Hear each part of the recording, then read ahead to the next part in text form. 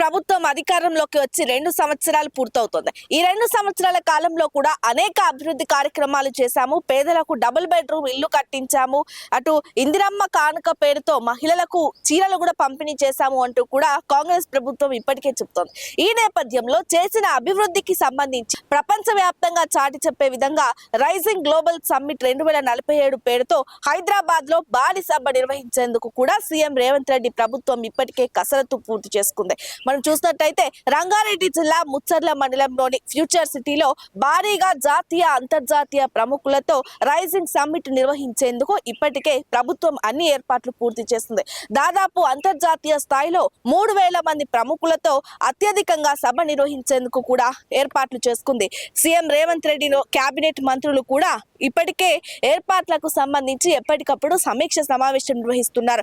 అధికారులకు కూడా పకడ్బందీ ఏర్పాట్లు పూర్తి చేయాలని చెప్తున్నారు. బ్రిటన్ మాజీ ప్రధానితో పాటు ఇంకొంతమంది ప్రముఖ నాయకులు కావచ్చు, అంతర్జాతీయ స్థాయిలో ఉన్నటువంటి బిజినెస్ పెట్టుబడిదారులు, భారీ కంపెనీల ప్రతినిధులు కూడా హైదరాబాద్ కి వచ్చి ఇక్కడ జరిగే అభివృద్ధిపై సమీక్ష నిర్వహించనున్నారు. ఈ నేపథ్యంలో అటు రేవంత్ ప్రభుత్వం యువతకు ఉపాధి కల్పించే అవకాశమే ముఖ్యంగా ఏదైతే హైదరాబాద్ కి తీసుకొచ్చిన పెట్టుబడులకు సంబంధించి యువతకు ఉపాధి కల్పిస్తామంటూ కూడా ప్రభుత్వం అయితే చెప్తోంది.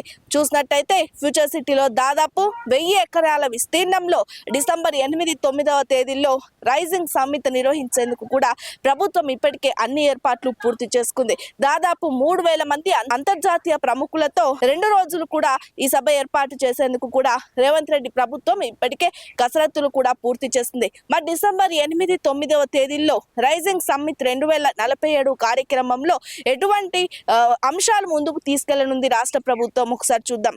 గడిచిన 2 ఏళ్లలో వ్యవసాయ శాఖకు సంబంధించి ఎన్నో ఆవిష్కరణలు సాధించాము. వ్యవసాయ శాఖలో ఎన్నో అభివృద్ధి చేశాము. అటు రైతన్నలకు రుణమాఫీతో పాటు ఎన్నో విధాలుగా పెట్టుబడి సహాయం కూడా అందించాము. దీనికి సంబంధించినటువంటి అంశాన్ని చేరవేసే విధంగా, యువతకు ఇది తెలియజేసే విధంగా వ్యవసాయ రంగానికి సంబంధించి 2047లో వ్యవసాయ రంగం ఎలా ఉంటుంది అనే విధానానికి సంబంధించి కూడా మంత్రి తుమ్మల నాగేశ్వరరావు ఆధ్వర్యంలో ఆ సభలో చెప్పనున్నట్టుగా తెలుస్తోంది. అటు ముఖ్యంగా యువతను డైరెక్ట్ గా అక్కడ ఉన్నటువంటి మెట్రో రైలు పునరుద్ధరణ పనులకు సంబంధించి లేదా డబుల్ బెడ్రూమ్ ఇళ్లకి సంబంధించి కూడా స్వయాన వాళ్ళని అక్కడికి తీసుకువెళ్లి అక్కడ జరిగే అభివృద్ధి కోసం చెప్పే విధంగా కూడా ప్రభుత్వం ఏర్పాటు చేసుకున్నట్టుగా చూస్తున్నాము. అంతర్జాతీయ ప్రముఖులకు ఎటువంటి ఇబ్బందులు కలగకుండా ఫుడ్ స్టాల్లు, ఫుడ్ కోర్ట్లతో పాటు సీటింగ్ ఏరియా కూడా అంతా పకడ్బందీగా జరిపిన తర్వాతనే ఈ ఉత్సవాలు జరిపేందుకు కూడా ప్రభుత్వం కసరత్తు చేసుకుంది. డిసెంబర్ 9 చివరి రోజైనటువంటి రోజున కూడా 3000 డ్రోన్ కెమెరాలు పెట్టి గిన్నిస్ రికార్డ్ బుక్ లో చేరే విధంగా కూడా దీంతో డ్రోన్ల ప్రదర్శన చేయనున్నట్టుగా కూడా స్పష్టమవుతుంది. ఈ నేపథ్యంలో అటు హైదరాబాద్ ఫ్యూచర్ సిటీలో జరిగే ఈ రైజింగ్ గ్లోబల్ సమ్మిట్ సమావేశానికి దాదాపు 3000కి ఎక్కువ మంది ప్రముఖులు హాజరు కానున్నారు. ముఖ్యంగా అంతర్జాతీయ స్థాయిలో కూడా ఎక్కువ మంది ఇక్కడికి వచ్చి తమ అభిప్రాయాలను, పెట్టుబడులను ప్రభుత్వంతో పంచుకోనున్నారు. మరి ఈ నేపథ్యంలో ఇప్పటికే తెలంగాణ రాష్ట్రంలో కాంగ్రెస్ పార్టీ అధికారంలోకి వచ్చి 2 సంవత్సరాలు పూర్తవుతుంది. ఈ 2 సంవత్సరాలలో అనేక అభివృద్ధి కార్యక్రమాలు చేశాము. దీని ద్వారా కూడా ప్రజల్లోకి తీసుకెళ్తాము. అటు అంతర్జాతీయంగా రేవంత్ రెడ్డి అంతర్జాతీయ ప్రముఖులతో భేటీ అయి తెలంగాణ రాష్ట్రానికి పెట్టుబడులు తీసుకొచ్చే అవకాశం కూడా కనిపిస్తోంది.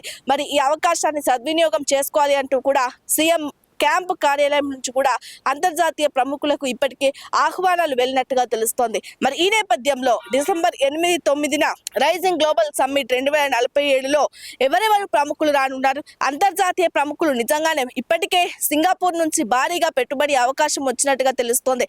మరి నిజంగా ఎంతమంది ప్రముఖులు ఎంత పెట్టుబడి పెట్టే అవకాశం ఉంది? తెలంగాణకి ఈ రైజింగ్ సమ్మిట్ వల్ల ఎంత లాభం చేకూరే అవకాశం ఉంది అనేది మాత్రం చూడాలి.